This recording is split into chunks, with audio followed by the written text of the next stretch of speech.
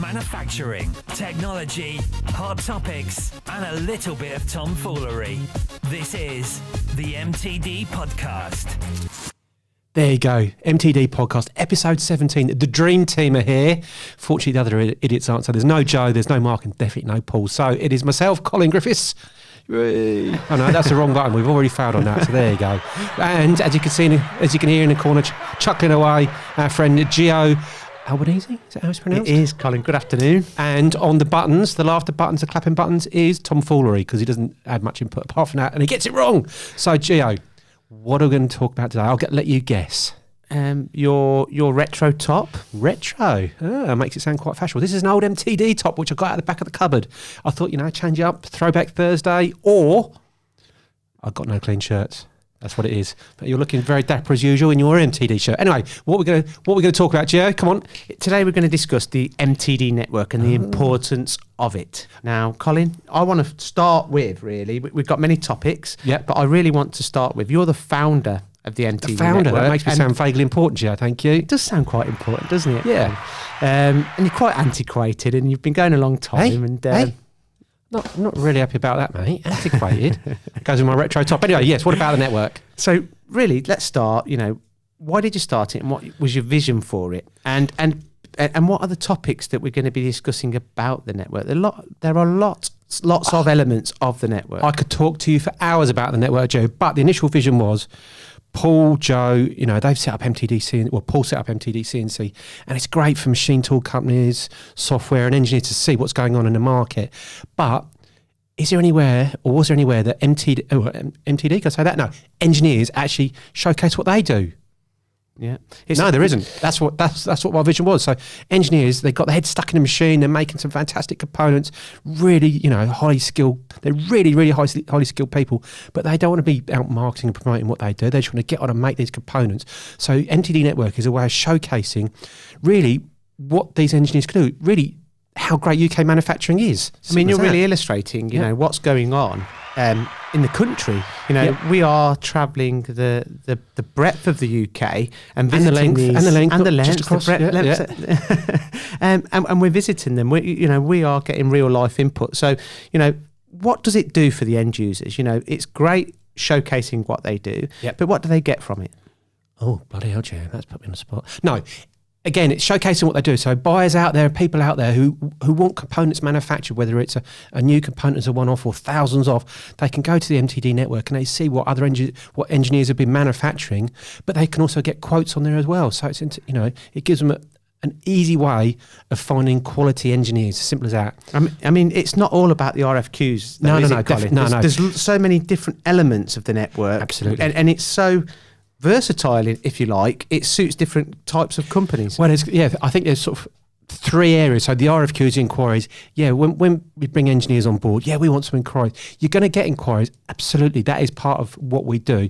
But it's not just about the inquiries. But that I'll cover off the inquiries very quickly, because if you're a buyer out there, for example, I need a new part, or I want to freshen up some quotes because there's technology moving on, and you can get sort of better quotes or better quality, rather than making 10 phone calls or 10 emails or whatever it is. They can just go onto the MTD network, press one button, a couple of bits of information, and they can get 5, 10, 15 competitive quotes from really, really high quality engineers. So keeping it simple for the buyers and anybody who needs anything manufactured. So that's the first point of call. But also, actually tying in with, I'm going to keep going on this. You got me on a roll now, Gio. So what we also find is that not only do people go to the site and submit inquiries, they'll see stuff that engineers have done, like the videos or pictures and things like that, and they'll say, actually, I like what they've done there, and they'll contact them direct. So that's another great way. Well, I absolutely love it, because not only are you promoting these companies, I believe it's very educational as well. So people can see what are the capabilities and different processes, in which there's so many different ways to skin a cat in regards to component manufacture. And you are illustrating a lot of them. Now, that's a great, I'm going to cut in there, Gio. Sorry, back up here, my friend. Okay. But a great example was Hi-Tech. When we mentioned Hi-Tech regularly, they're masters of EDM, but they were showcasing how a component was made, which was slightly different because they were wire cutting it to save a lot of wastage rather than having all your swarf and things like that. So it's just another way of looking at different things. And I think not only, educational for our audience, hopefully, but it's also an educational journey for ourselves. You know, no engineer in the world knows everything, and we're seeing so many different processes. It's absolutely fantastic. I tell you what, if you said to me, what's EDM 4 years ago, I said to Paul, actually, who's been in the industry, he says 30 years, but it's got to be at least 50 years he's been in the industry. At least. Absolutely. But I said to him ages ago, Paul, EDM, what is it? And he sort of went, well, it's like, it's sparks, isn't it, really? And he said it, he didn't really know, so I made a bit of investigation. Electrical discharge machining, fast hole drilling, I'm saying it quickly, wire erosion and sink, where the spark is used to erode the metal. So we've done some educational videos and learned more, like I say, we're learning more about it. So people who have been in the industry for absolute ages still don't know everything. It's just every day we're learning something new. Absolutely, and I love about it. I'm loving a lot of things about the network, but what I'm loving about it as well. Whilst Kevin Keegan, you love it, love it, love it. Whilst I'm on the road, Thanks, Tom, for that. We deal with the CNC channel as well, obviously, and that's for people that are selling equipment. But we're actually then going to the network customers and seeing how that equipment is used. So we're seeing it from both different aspects. Yep. Now, moving on to why would you use it and how it would benefit you. I can give you an example. I thought you were asking me a question. Well, okay, I'll ask you a question then, Colin. Now, you give me your example first, Gio. Give me an example. I'll give you an example of a company that Kale & Co. Give us the example there where they didn't want RFQs, did they, Colin? But they wanted to join the network to promote themselves. And what good results did that get? I'll tell you what. He sent us a testimonial email, which I'm not sure if you wrote it or he wrote it, because it was so glowing. No, it's brilliant. Because those videos, because they're on the website, on our YouTube channel, they could be seen around the world. And he had prospective customers in the USA, if I'm correct me if I'm wrong. Was correct, yeah. And he said they've used those to showcase what they can do in their machine shop. So it just helped sell the company. I mean, how Steve Patterson explained it was that, through the promotion of his company, a huge US company had seen these videos. Yep. So when they were in communications over Skype, before they had paid for the tickets to go to America, the Americans felt like they knew about the company, felt like they knew Steve, felt like they could see the capability. So this is... And they watched the video a few times so they could get to understand his accent as well. Absolutely. I think it's a prime example of what it's all about. And also we want inquiries to go directly to the end user rather than come through us. Well, no, we want a mix of both. Yeah. I've got a great example there is because Brown and Holmes, who you look after on the MTD CNC channel, because they sell a lot of things. Well, tell me what they sell in terms of rotary tables, robot arms. Brown and Holmes are work holding specialists, so they've got a lot of standard product range. However, they've also got bespoke product range, which they design and manufacture. Enough of that. But they've also started to get into robotics, automation, and filtration. So from pretty much every aspect of the engineering, and they're also subcontractors as well. That's the thing, they're subcontractors as well, so they've got loads of things going on. But we did a video for them on one of their grinders. Now, this grinder was about 30 years old from memory, but because it had such a great, huge envelope, we did the video and he got about 4 inquiries just from seeing that video. So it was absolutely brilliant, perfect. Absolutely brilliant. And we touched on elements of the network. So we've touched on RFQs. We've touched on that we can create a company video for our clients, whether that be a machine review, capability reviews, whether that be just an overview of the company. Just an overview. Tell me, absolutely, because you can look at a website and read it, and you know what, it's great. But the first point of call, but actually seeing the machine shop, seeing the guys involved, and seeing what they can do on a video, like a 5-minute video, it's so much easier and so much more engaging. It really is. Absolutely. So we've got RFQs, company videos, bespoke email campaigns, telemarketing, social media management. Now, some people haven't got the time to look after their social media, have they, Colin? Well, that's key. I think that's another key point because your smaller companies, say 3 machines, 4 machines, or a new startup even, you don't have the money or the time to be doing loads of marketing and things like that. Absolutely not. And do you want to employ someone for, 30 grand a year? No, you don't. You can't afford to. So what we do, we take the pain out of doing that, and we've got such a huge audience. So we'll put them on the website. We have a weekly email that goes to about 20,000 contacts across the UK. So we can get those people seeing what they're doing, what they're manufacturing, what they're up to. And it just takes that's what we do. And it'll go out on LinkedIn, on Twitter. We've got thousands and thousands of contacts. So you're not going to get a bigger audience, a bigger reach by doing it yourself. So that's if you're a smaller company. But on the other side of things, you might be a big company. I think you mentioned Bromford Industries, for example. They might have someone who's doing marketing, but we can work closely with them as well because, again, they've got the expertise on their side of things, absolutely. But we've got we've got the expertise as well, obviously. But we've got the audience, the reach, the name in the market. So it works really well. I mean, you've just mentioned Bromford Industries. We were there this week and we interviewed the Vice President of New Business Development, Alan Dunbar. And we had a really good chat about social media. Now, they are really proactive. Yep. They are promoting themselves with Liliana so on social media. And the reason they're doing that is, one, is exactly what you've just said, to showcase their capabilities, to showcase what they do, to tell people how good they are, but ultimately to attract the best young talent to come and work for them. Because, you know, how many times do we hear it, Colin, that, you know, if I had a skilled person, I'd buy another machine. You know, skilled people are hard to find. Skills gap, isn't it? Absolutely. Or training gap, one of the two. Well, I think training is coming through and there's a lot more focus on training now, absolutely. But in the meantime, there's a massive shortage of engineers in the market. But we're not talking about that, are we, Joe? No, absolutely not. But it's a perfect example. And in my opinion, you know, I could be wrong. I don't believe that there are enough end user companies promoting themselves enough. You know, why wouldn't you promote yourself, Colin? It's so easy to, I mean, not that I understand what we do. It is relative. I mean, we've got the skills, but it's easy to do. So you can go on Twitter, you can go on LinkedIn, Facebook, on the website, in emails. It's a 5-minute job, but you get a picture of a fantastic component. Someone sees that and they're like, blimey, that's amazing. You know, what they've done there. Get on the phone, email them, whatever it is. It's just so engaging. And these days as well, people still love magazines, hence we've got the MTD magazine, of course. But you sit at home, you got your girlfriend next to you, or boyfriend in your case, possibly Geo. Obviously joking there. All right, we'll let that one go. Sorry, mate. Sorry to your fine partner and kids as well, Geo. But, you know, you're on your phone, you're looking at LinkedIn, you know, you've got your tablet there, so you're scrolling through it and have a quick look rather than, you know, watching the TV. Who likes Coronation Street anyway? But again, you know, so if you're an end user, why wouldn't you promote yourself? You have to. But there's some people that are not. So why would it? Some of them, you know what? Some of them are very lucky; they don't have to promote themselves, and fine, let that continue. That's fantastic for them. But a lot of them, you need to get your name out to the market, absolutely, because you know you might be having great times at the moment, and UK manufacturing is really, really buoyant. We won't mention the B word, whatever that is, but there will be times when it does slow down a bit. So you need to be marketing. You need to be getting your name out there.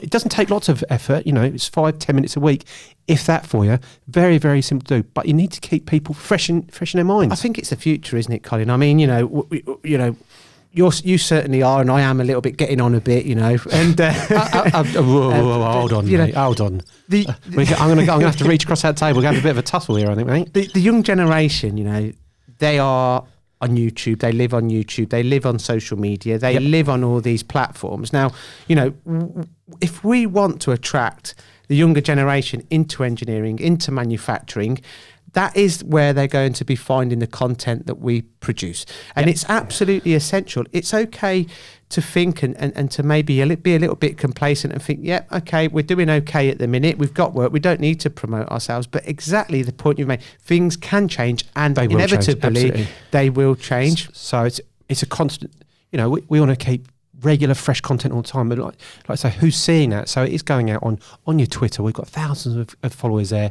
On your LinkedIn, we've got again thousands of connections there across the group, and our email database, I'd say, is second to none in the UK for engineers. Absolutely, and engineering is at the forefront of technology. It is absolutely, the jobs that you can get from engineering are some of the best in the world. Well, you mentioned earlier about, you know, in Germany and France and things like that.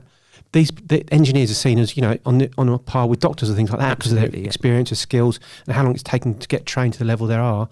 But over here, you know. So do you think through the work that we're doing that we're educating people, and maybe people that maybe didn't consider engineering as a future for them or a career for them, maybe, you know, by seeing what we're doing and by us going into some of these engineering companies, it may attract people to get into engineering that maybe otherwise wouldn't have even thought about it? Well, if they're seen any of Joe's videos, then probably not. They'll probably put them off. But if they've seen yours and mine, Gio, and Paul's and Mark's, I suppose, I think that would definitely encourage people to join engineering. Joe's videos are very good too. All right. And you know I was only joking, Gio. Now, developing your website. Now, your website is only as good as the traffic it gets. Ooh, So we can. that's a big statement, Gio. Well, it is, isn't it? Yeah. You know, if you develop a website and no one goes to the website, well, what's the point of it? You Yep. pay. So we can develop website, and we can also do search engine optimization. Can you explain what this means? Essentially, getting someone Googles engineer or engineering, I don't know, Bedford, your name comes to the top of the list. It's as simple as that. It's a very, very dark art, and you need to be on it all the time. And getting a website. A website? What's a website? I don't know, mate. But getting that website right is, people, that's the first thing they see. And if they see a rubbish website, you're thinking, well, what's the work going to be like? So you've got to be on top of it all the time. But people, look, what the point I'm trying to make is, Colin, Oh, it's no sorry, good Gio, if I missed the spending. point. No, I don't. No. Oh, dear. I'll get It's my coat. I'll get my retro shirt. But it's no good spending thousands and thousands on a website. But the only people that are going to visit you on that website are people that know about you. Yeah. How do you attract people that don't know about you to get to that website? Well, like you say, the SEO, and I'm not a master of that at all, but we've got people who can do that and get you up the listing. So people search for an engineer, whatever it might be, you'll be at the top of that list.